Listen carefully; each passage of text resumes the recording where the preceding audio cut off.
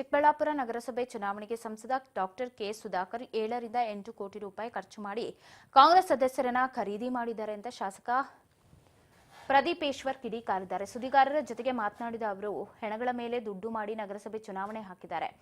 ನಮ್ಮ ಬಳಿ ಹಣ ಇಲ್ಲ, ಮುಂದೆ ಕಾಂಗ್ರೆಸ್ ಬಾವುಟ ಹಾರಿಸ್ತೀವಿ, ಮುಂದಿನ ನಗರಸಭೆ ಚುನಾವಣೆಯಲ್ಲಿ ಕೈ ಬಾವುಟ ಹಾರಿಸ್ತೀವಿ ಅಂತ ಕಿಡಿಕಾರಿದರು. ಜೊತೆಗೆ ಸುಧಾಕರ್ ಅಲ್ಲ, ಅವರ ಅಪ್ಪನ ಕೈಯಲ್ಲೂ ನಾನು ಏನೂ ಮಾಡೋಕ್ಕಾಗಲ್ಲ, ಅಥವಾ ಒಬ್ಬ ಕೋವಿಡ್ ಕಳ್ಳ ಅಥವಾ ಜೈಲಿಗೆ ಹಾಕುವವರೆಗೂ ಬಿಡಲ್ಲ, ತಾಕತ್ತು ದಮ್ಮಿದ್ರೆ ಬಚಾವ್ ಆಗು ನೋಡೋಣ ಅಂತ ಸವಾಲನ್ನ ಹಾಕಿದ್ರು ಪ್ರದೀಪೇಶ್ವರ್.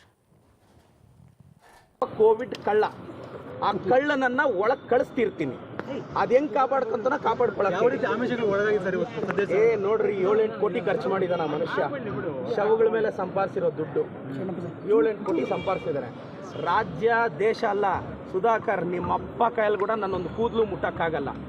ನಿನ್ನ ಅಖಾಡದಲ್ಲಿ ಬಂದೆ ನಿನ್ನ ನೋಡ್ದಿರೋದು ನಾನು ಇವತ್ತು ನಂಬರ್ ಗೇಮ್ ನಮ್ಮ ಕಡೆ ಇರಲಿಲ್ಲ, ನಿಮಗೂ ಗೊತ್ತಿತ್ತು. 19 ಆ ಕಡೆ ಇತ್ತು, 16 ಈ ಕಡೆ ಇತ್ತು.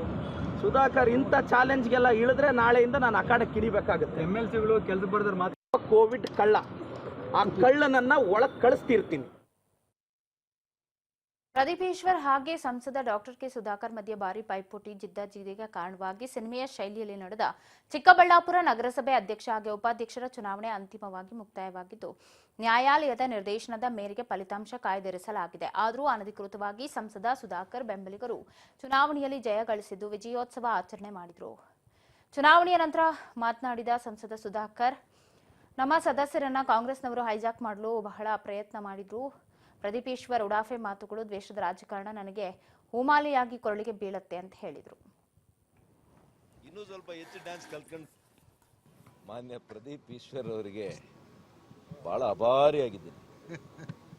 ಅವರ ಈ ರೀತಿಯ ಉಡಾಫೆ ಮಾತುಗಳು, ಈ ರೀತಿಯ ದ್ವೇಷದ ಏನು ಆ ಬಾಣಗಳು ಬಿಡ್ತಾ ಇದ್ದಾರಲ್ಲ, ಇದೆಲ್ಲ ಕೂಡ ನನಗೆ ಕಮಲದ ಹೂವಾಗಿ ಹೂಮಾಲೆ ಆಗಿ ನನ್ನ ಕೊರಳಿಗೆ ಬೀಳ್ತಾ ಇದೆ. ಇದು ಹಿಂಗೆ ಮುಂದುವರಿಲಿ, ಇವ್ರ ಮಾತಿಗೆ ಮುಂದುವರಿಬೇಕು, ಇವ್ರ ನಡೆಗೆ ಮುಂದುವರಿಬೇಕು.